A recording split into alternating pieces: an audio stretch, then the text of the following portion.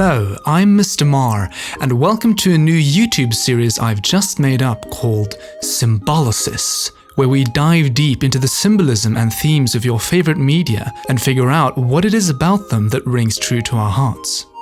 For our first episode, we have... Imagine you're a dashing hero, Prince Charming reborn, complete with a glimmering suit of armor, a magnificent sword, and an irresistible smile. You're on a quest, a sacred quest more important than any other, for if you fail, the whole world will come to an end. You must succeed at all costs. You are the chosen hero destined to destroy the most vile and terrible foe and save the world from assured destruction. You must enter the cavernous depths of the dragon's nest in the dead of night, and slay the mighty beast at all costs, and the world shall reward and revere you as the greatest hero to set foot upon this earth. Here we are. Brace yourself. Wait, something seems a little off here. It feels like we, mixed something up?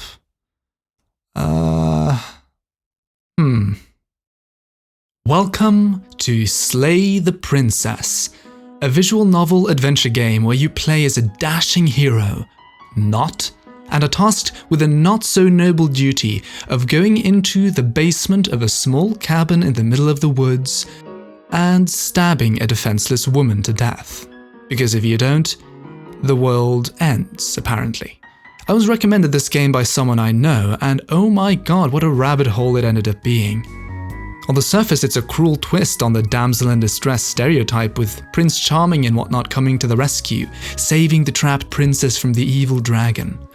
But instead of a dragon, we must slay the princess herself, and on playing the game for any length of time, we quickly notice that we are anything but Prince Charming. The game is highly responsive to your decisions as a player, and there are numerous branching routes to explore, the results and specifically the princess changing dramatically based on our choices. But these routes don't just offer idle gameplay and pointless content. Oh no, this game is a treasure trove of themes, motifs and psychology, which, if you know anything about my channel, you'll know is my humble specialty. And very recently, the game even received a brand new edition called the Pristine Cut, with several new and unusually interesting routes, adding even more layers to this already chunky onion of symbolism, themes, and theory fodder. It touches on everything from folklore to the nature and fear of death, dementia, duality, reincarnation, enlightenment, and whatever else I couldn't pull from the top of my head while writing this. But there's a specific layer of symbolism that stuck out to me. And seeing as I won't have time for everything in a single video, I want to unpack the game's symbolism from that specific perspective. Namely, the perspective of spirituality. But before that, we need to get up to speed on what this game is even about. And even before that, you should go play the game yourself if you haven't already. Seriously, just buy it. Slay the Princess always begins as follows. You're on a path in the woods, and at the end of that path is a cabin. And in the basement of that cabin is a princess. You're here to slay her. If you don't, it will be the end of the world. The first character we're greeted with is the narrator. He's the narrator. But as we'll see, he isn't just the narrator. One of the key aspects of this game, as you may have noticed, is that it twists a number of common story tropes and uses them in new creative ways. Despite supposedly just being the narrator very much has an agenda.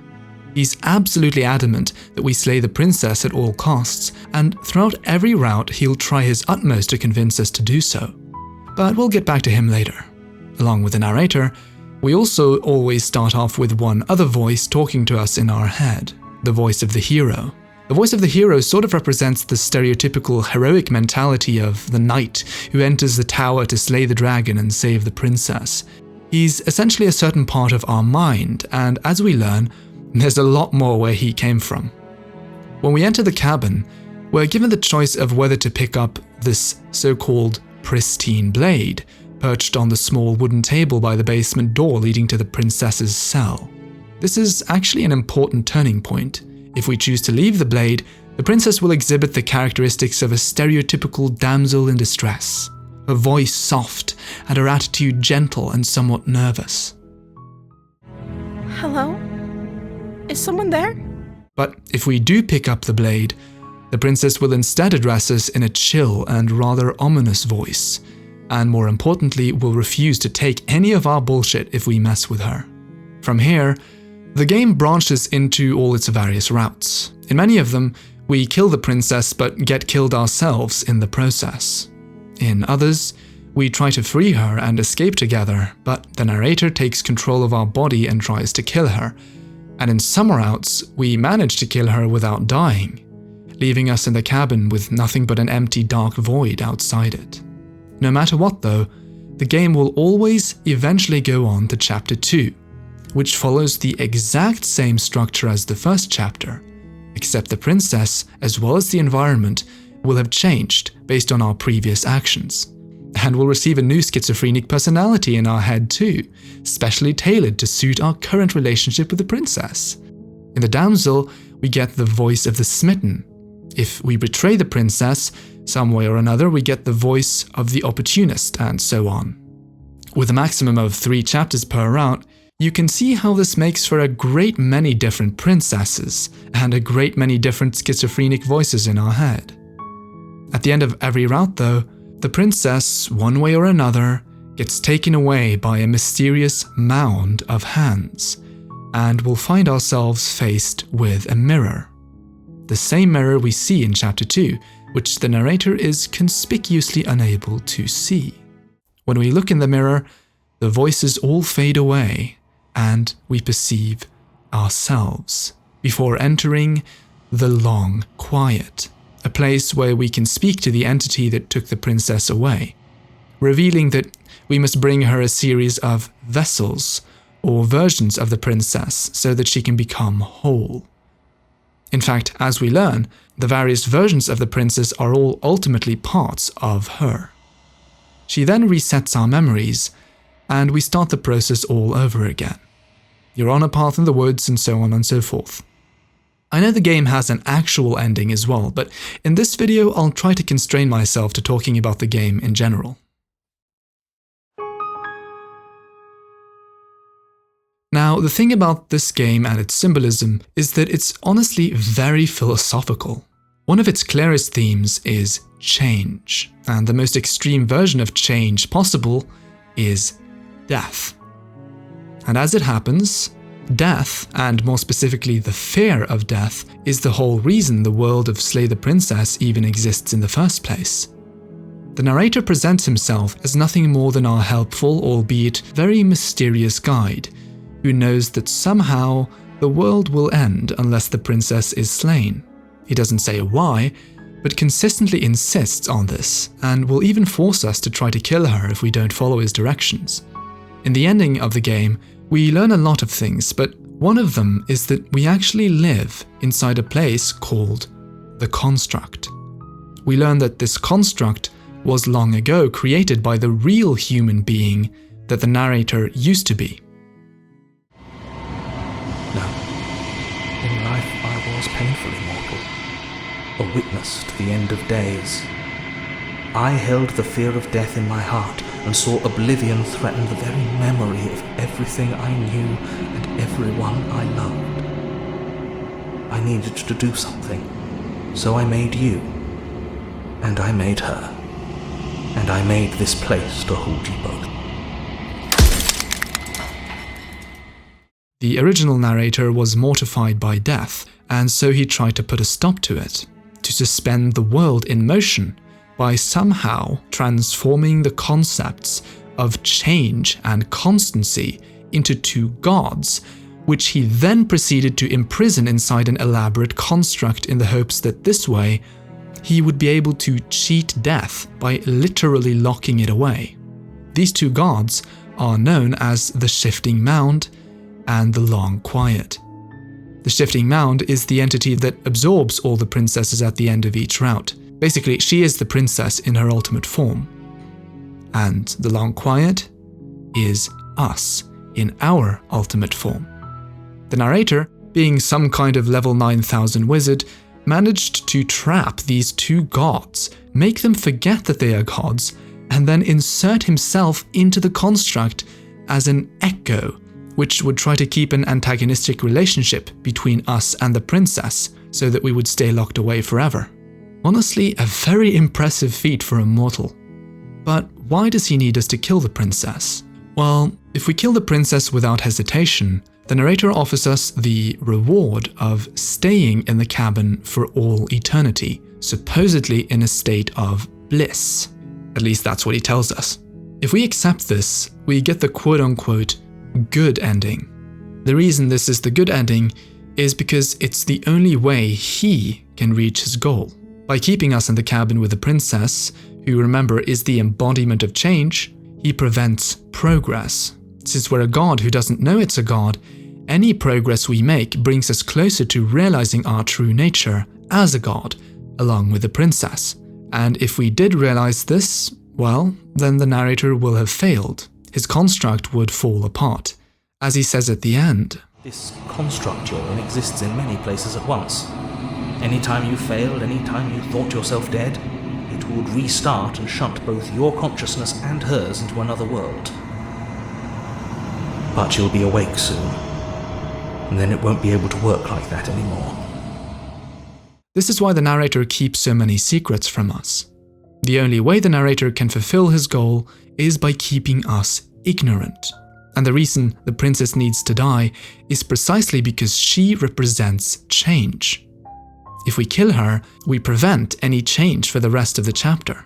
And this opens up the possibility of us staying in the cabin forever. And if we do stay in the cabin forever, well, we'll never realize that we're a god, will we? I think this is literally the only outcome where the narrator actually gets what he wants. His whole shtick is honestly pretty hopeless when you consider how many ways it could go wrong.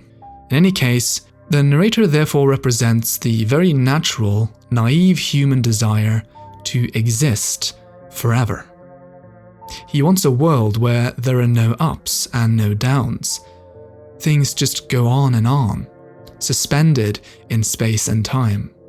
The question is this a world worth living in? The game gives us something like an answer to this question in the route Happily Ever After, which is one of the routes introduced in the Pristine Cut. In this route, we've chosen to remain inside the cabin with the princess for all eternity. One of the voices, the voice of the smitten, has become a shadow looming behind her which tries everything at its disposal to keep us occupied and, more importantly, happy, despite being trapped in this place forever. The table is repeatedly set with a meal worthy of kings, but each time we gorge ourselves, it brings less and less satisfaction. We play the same board game over and over, but the joy dissipates as it turns into an empty monotony. The princess vainly tries to insist that she's happy here, that we're happy here, but we aren't, are we? Here, something interesting happens. The narrator goes through a transformation. Initially, as always, he wants us to, well, slay the princess. But as he watches our initial happiness turn to glory, he starts to realize something. I'm happy. I promise. We're both so happy here. You don't have to be upset. This is awful. Each time the princess admits that she's unhappy in this place, a torch goes out, and then another, and another, until the room is all dark, until she accepts that she can't be happy in a place that never changes, no matter how plentiful everything is.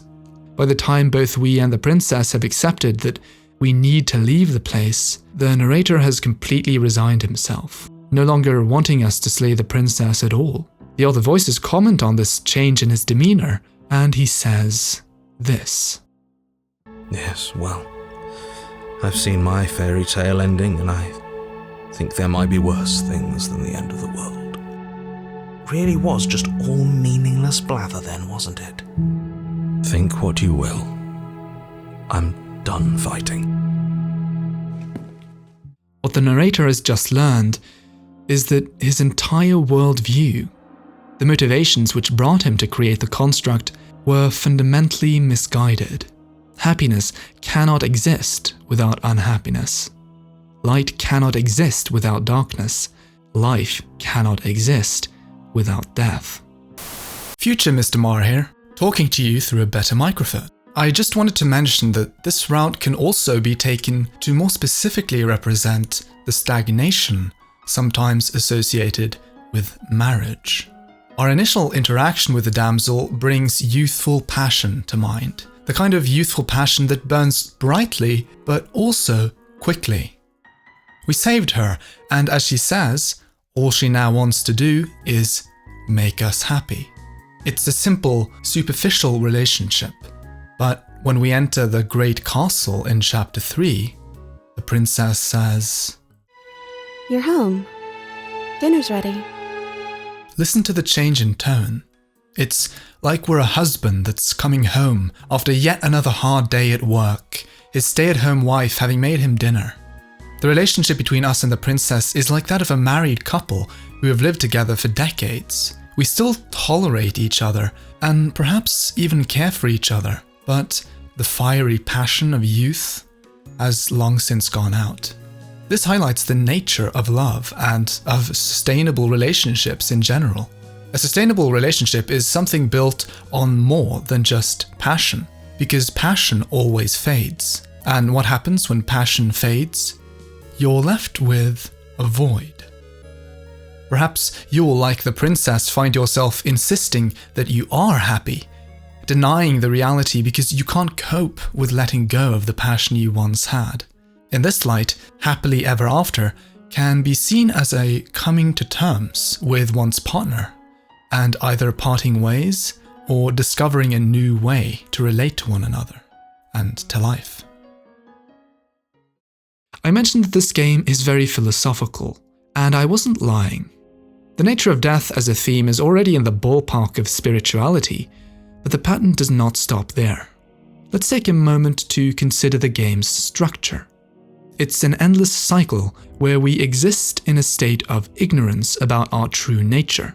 An endless cycle where we live and make difficult, heart-wrenching choices, constantly in a state of inner conflict, as represented by the various voices in our head. At the end of our journey, we're faced with our own reflection as seen in the mirror, changing ever so slightly every time we return at the end of each of our lives. We then forget everything we learned and are born anew, repeating the same pattern, living out the same life but making slightly different choices.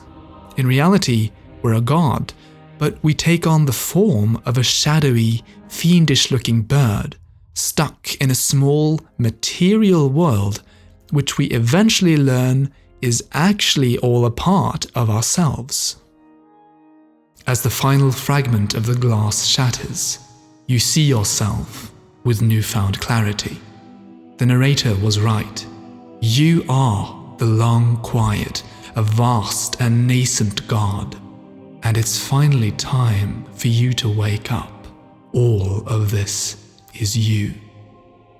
So, welcome to my crash course in Eastern philosophy. First of all, one of the most basic concepts in many spiritual traditions is reincarnation. In Slay the Princess, it's possible to think of the cycles we go through as a representation of this. Spiritual traditions and religions like Hinduism and Buddhism in particular hold that human beings are fundamentally divine. You are not a small, weak material creature stuck in a vast alien world. You, along with all other living creatures, are actually a divine being, known as Atman in Hinduism. You are God looking out at itself, the world, through the eyes of a limited flesh and blood creature, dying and being reborn repeatedly in a new form until you realize your true nature as God itself. As we all know, Although life offers us bouts of happiness, living as a mortal creature is also riddled with suffering. Putting it in slightly oversimplified terms, this suffering is the result of bad habits, also known as karma. And the goal of life is therefore naturally to break out of this never-ending loop of death and rebirth, known as samsara, in order to put an end to suffering and achieve what's called liberation, moksha, or most famously, nirvana. In short, you are a god who doesn't know that they're a god, living out and suffering in countless mortal lives and having your memory reset at the end of each one. And what is the player, aka the long quiet? A god who doesn't know that they're a god, repeatedly living out its life in the form of a rather unflattering bird-like body, constantly being pushed around by the subconscious impulses in its mind. The impulse to be a hero, the impulse to chase after love, the impulse to rush ahead without thinking, the impulse to revel in self-pity and despair. We don't even have to theorize to figure out that this game is about ascending from a state of mortality to divinity, because that is quite literally the plot. We do get some more subtle hints as well though. For example, it's easy to sniff out some Eastern inspiration in the design of the shifting mound in the ending, a divine form with countless arms looking out in every direction at once. It's clearly similar to traditional Hindu depictions of several important deities. It's also worth noting the fact that the form of the player is, on the one hand, some sort of bird, a flighted creature, but on the other hand, we're an ugly, shadowy monster which looks like it belongs in the underworld. By default, birds, especially white birds, tend to symbolize spirit or divinity. So when combined with the shadowy aspect, the player's form could indicate the idea of a divine being which has been pulled down to the level of the mortal world. Let's look at some specific routes that tie in with this. Several routes were added in the Pristine Cut, which connect closely with this spiritual symbolism. I mentioned earlier how karma, or cosmic habits, are connected to the cycle of samsara, reincarnation. But although our lives are generally governed by habits, we also have the power to break out of those habits if we put our minds to it. You have the power to control your unconscious reactions to things, to let go of anger, accept loss, and overcome addiction, even if it feels hopeless before you actually put your mind to it. If we choose to allow the princess to gruesomely cut her own head off in Chapter 2, The Prisoner, Chapter 3, The Cage, will have the princess's body as an entity independent of her. The princess, now just a severed head in a cage, has resigned herself to the idea that she has no control of the endless cycle of violence that transpires between us and her, or even of her own body. She's seen the same pattern again and again. I don't think she's happy you're here. But what do I know? I'm just a set of eyes and ears. I don't make choices. At least not any that matter. Everything we witness is just another shade of the same endless cycle. I wake up in chains.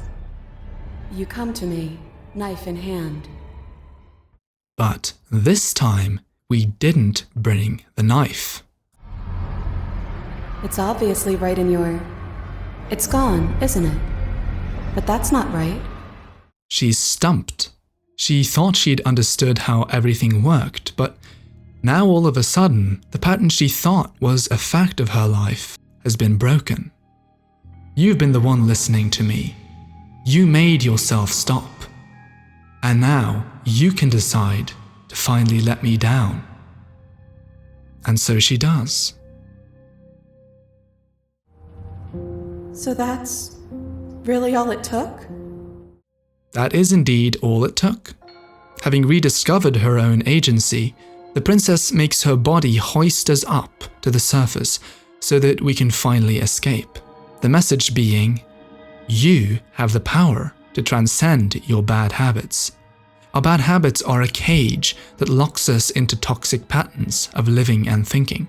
It's a weight bearing down on you constantly, symbolized by the endless array of chains tying the place down. But it is possible to break the vicious cycles that plague your life. All you have to do is recognize that you have that power.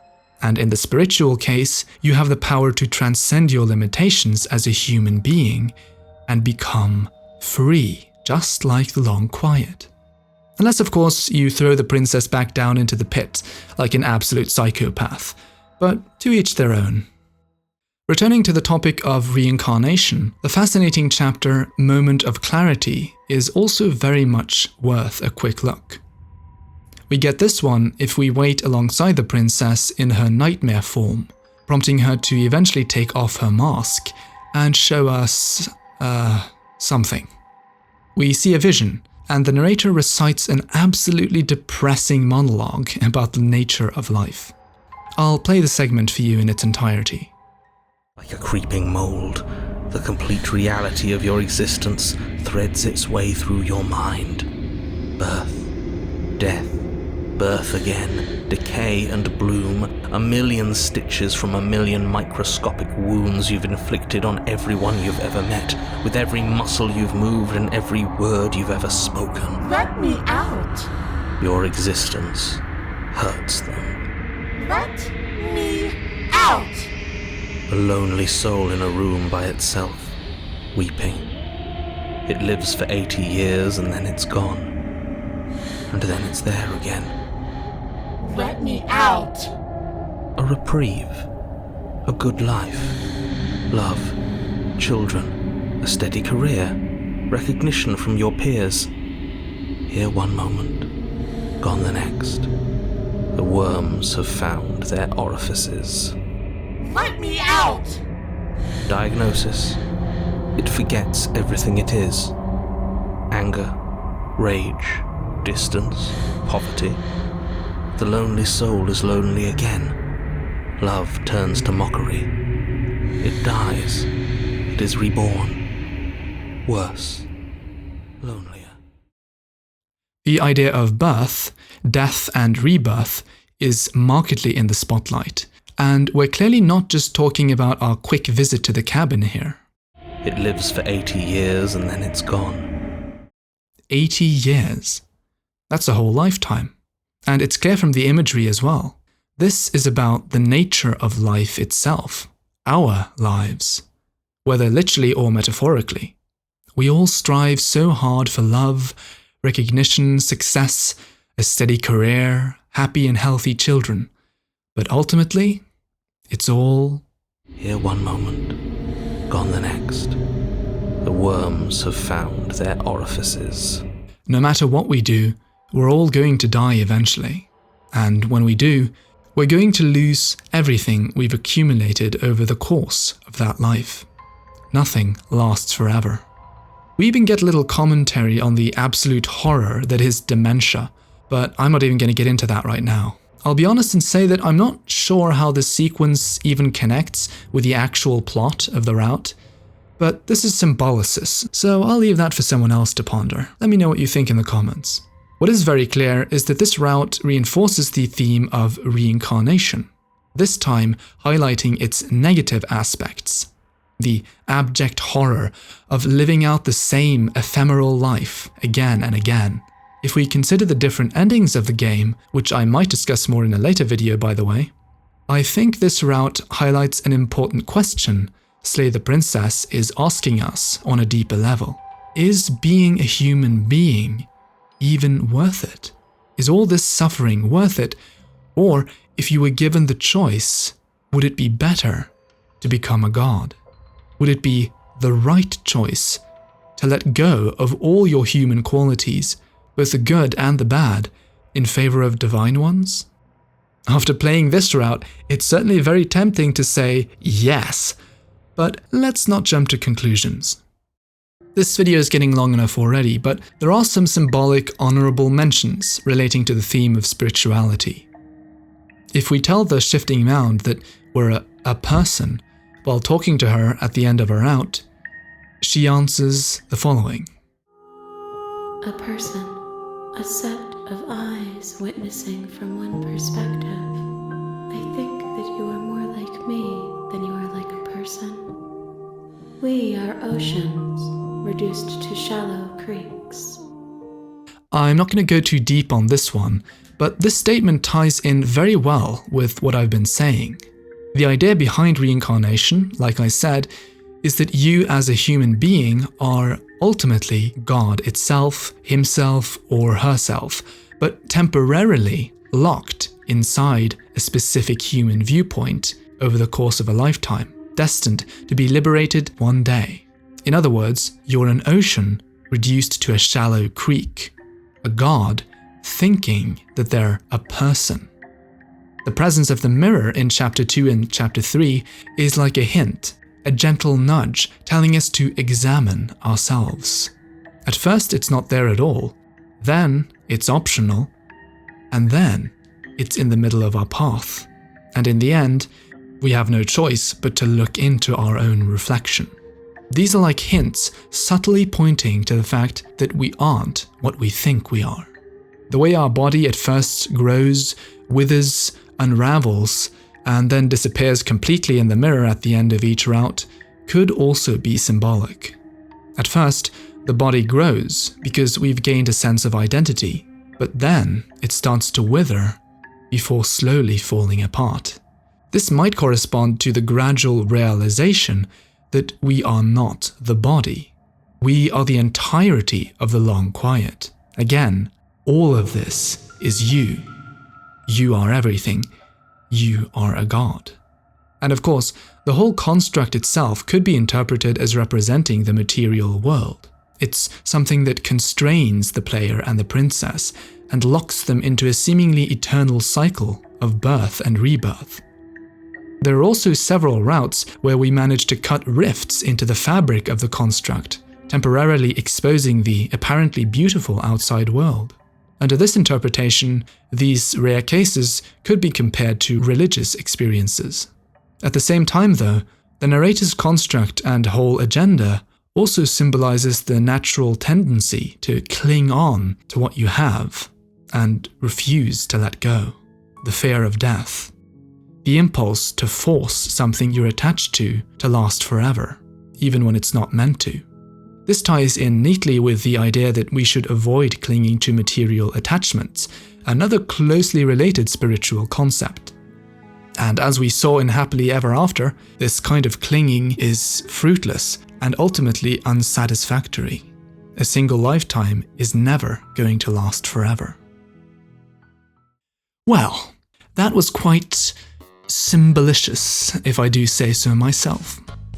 In summary, Slay the Princess is a game packed to the brim with meaning and symbolism, and it isn't just spiritual, by the way. That's just what I wanted to focus on first, because it really stuck out to me. This game can be looked at from so many angles, and particularly the endings present us with a couple of fascinating dilemmas that I touched on earlier. Firstly, is it really such a good idea to kill death? And secondly, is being a god truly worth it? Should you join the shifting mound and leave behind your mortality? Or should you join the princess and exit the door of the cabin one last time? Let me know in the comments if you'd like me to do a second symbolisis of the endings or some other part of the game. And if you've enjoyed this first official symbolisis, please like and subscribe. Up until now, I haven't necessarily made my videos specifically about symbolism and themes only, but if I am to continue this series, then I'll focus very heavily on that. So let me know if you'd like to see more focused videos of this kind. Thanks for watching, and I'll see you next time.